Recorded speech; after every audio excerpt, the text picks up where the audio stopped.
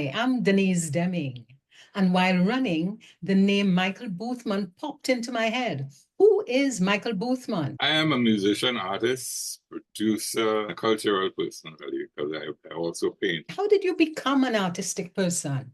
I guess it's the genes. My mother was the sister of Jeffrey and Bosco Holder, and by extension, my father, who was more business oriented, had an interest in art and music as well.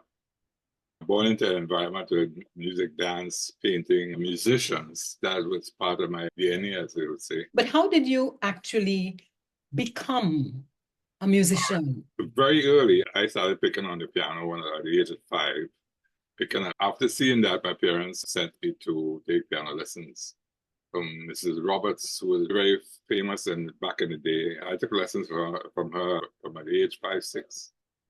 But the regimentation was a little too strict for me at the time, because I had to get up like 5:30 in the morning to take lessons, then go to school and probably come home and then practice. The whole scenario around piano lessons was hard for a boy or a man in that era, because I always felt that piano and going to piano lessons for girls and stuff like that. So I got a lot of problems with my friends, my peers, when I'm going to piano lessons, they go to school and then come out in the afternoon and do boy games. And I did a bit of that too, but I had to make sure that I had some piano in. And from there, I transitioned onto the quattro, because there was an area in my neighborhood where some of the guys, as a matter of fact, in that era, it had a lot of musicians. They used to gather on the step a few buildings away from me, and they would serenade on the street and stuff like that. And I picked up the quattro. My grandfather bought me my first ukulele. All of those things led to my interests. I actually taught myself the guitar. After playing the 4-string guitar quattro, I used to tune the quattro like the first 4 strings on the guitar. So I was able to maintain playing melodies, picking out melodies. We did quite a few experiments as well, because one of my friends, I used to call him a scientist, took the quattro, took the receiver from a telephone and amplified the quattro back then. That was something unusual in that period of time. I played quattro and guitar so much that my fingers used to be sore. He got some embalming fluids and asked me to put my fingers in it so that I'd be able to build callus to play. And the whole scenario like that. And then I went to Tranquility School. And we had a very good music teacher, Mrs. Spear, who I was part of the choir. And she was one of the main encouragers in terms of seeing and helping me develop my skills. And from there, I played a little cello as well, because another teacher came in, Mr. Miller, back in the days, that like in the 60s.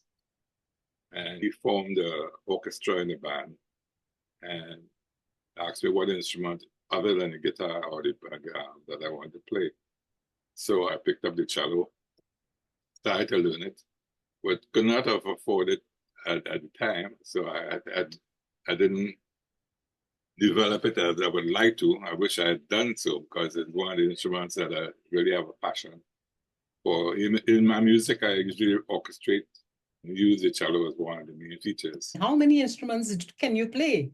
Piano, I won't call myself a pianist, but I compose on the piano. And luckily for digital, where you could actually slow down the tempo and get it right, make mistakes and correct it.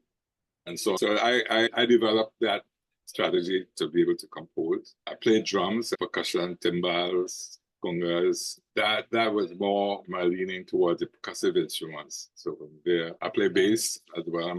I consider myself a bass player as well as a guitarist, because I actually, in my early years in the United States, I used to get a lot of gigs as a bass player, because there were so many guitar players around, but there was a shortage of versatile bass players. Coming from Trinidad, I brought the Latin, Brazilian, the Caribbean music, because I was fed that on the radio back in the day in 2003. two stations, Radio Trinidad and Radio Guardian.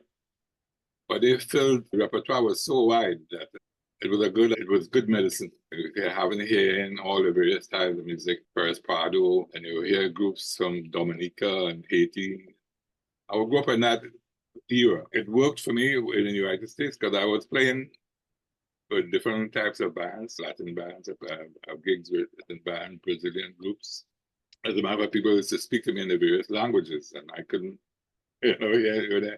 when I open my mouth and I hear this thick Trinidad accent, they used to be watching me like, well, where are you from? Reflect on your music in Trinidad and tell us, what band are you most proud of that you were involved in? That's a hard question. Rockefellers was my foundation, Rockefellers. But that band started in 1964, 63, 64. And it lasted for about 7, 8 years. And then we changed to Family Tree. And from Family Tree, Mike Boothman songs, then Kaiso Fusion, which is Kaiso Fusion now is happened around the time when I got we were actually fusing music actually. In the late 60s, early 70s, we were like experimenting. Same soca beat that we dance and play to. That started in 1968. Rockefellers, we had Michael Clark Meggie, the drummer, who used to be very versatile. He played several instruments and he used was really the rhythm of soca music. So he was like one of the catalysts back then. When you reflect on your past, what are you very proud of in terms of the music? To get a contract from Clarence Evans, that was a huge accomplishment. Clarence Evans is considered the black godfather of American music because he is the guy that put all the big ones in, like Quincy Jones, Babyface, all those people. He was the wheel and dealer person. I was discovered by him during the early 70s. I got my first contract with his label, which is Taboo, a subsidiary of RCA. That was the biggest dream come true because I literally cried walking on the streets. Because of the fact that as a musician, you dreamed of getting a big break, a recording break, a contract, especially with a major label, and RCA being a major label, and having to work with some of the best musicians in the world. I had the opportunity of meeting Quincy Jones because when I was always a big fan of his, and when Clarence asked me who I wanted to work with, I mentioned Quincy Jones. And I thought it was wicked because he set me up when I went to California. He took me to Warner Brothers and Quincy had an office there and walked me into his office, not knowing who I was going to, and just being led by him, going out, following wherever he takes me at the time. He walked me into Quincy's office and Quincy sat on one of those chairs with a big back. You couldn't see him until he turned the chair. When he turned the chair, I almost got a heart attack. And at that particular time, I think he said doing the Ironside music for the television, something like that. He was really tied up with a lot of projects. And so the other person I eventually worked with, a very talented orchestrator on Penn Davis. Actually, Leon came in after, because in California, he was hired first as a session player. I was supposed to work with Sonny Burke, who at that time was working with Pointer Sisters. I also had a meeting with one conversation with the fellow from Jazz Crusaders. And these are names of people that I used to listen to on records, and having Clarence saying, you call it to get together, suggest somebody. We set up to have a meeting with some fellow there, and apparently I met Sonny Burke just before him.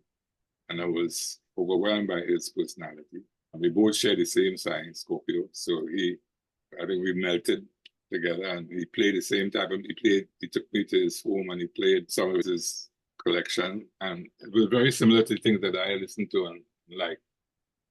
But unfortunately, the relationship didn't work out too well because the first day in session, he was going to overwhelm me and take over what I wanted to do. He started to make suggestions where it was stepping on my foot kind of thing. I realized that we couldn't work together because we would butt heads. Because I'm a very determined person. When I'm doing something, let me make my mistakes first and be corrected. Don't stifle what is coming out of me. And then I met with William Davis, was the keyboardist at the thing, and he and I also another Scorpion again, and this is how I wrote the song Scorpio Stew. He was able to be more compromising with me and stuff like that, and we worked beautifully together. What do you hope will be your legacy to leave for the Caribbean? My legacy is to be able to see our music reach everybody, all the ears, as much as that's possible, because our music in the Caribbean is very strong, and it's now being utilized, and now being able to being to recognize it. And back in the day when I did the Heaven, the problem then the music didn't have a sort of a category, because at the time it was like a fusion, Caribbean fusion.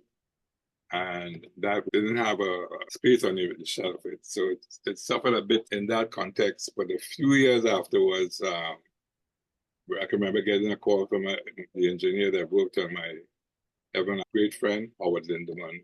Howard called me and says, I see we have a shelf name now, World Beat. So it